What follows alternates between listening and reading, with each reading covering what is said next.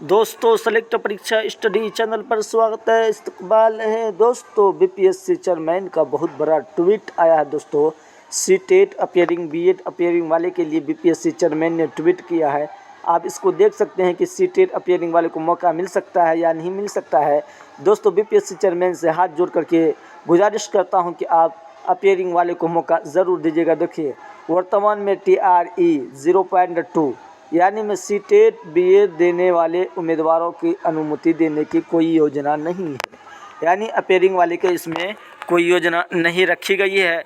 इसके बजाय हर साल अगस्त में TRE आयोजित करने की योजना बनाई गई है।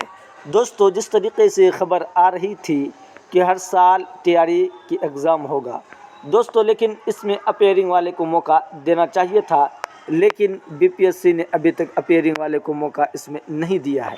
इसलिए आपसे गुजारिश है कि अगर आप सीटेट का तैयारी कर रहे हैं तो सीटेट में फोकस कीजिए, सीटेट में आप फोकस कीजिए ताकि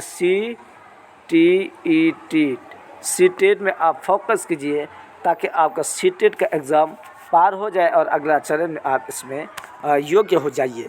दोस्तों आपसे गुजारिश है कि इस वीडियो को ज़्यादा से ज़्यादा सब्सक्राइब कीजिए और लाइक एंड शेयर ज़रूर कीजिएगा दोस्तों।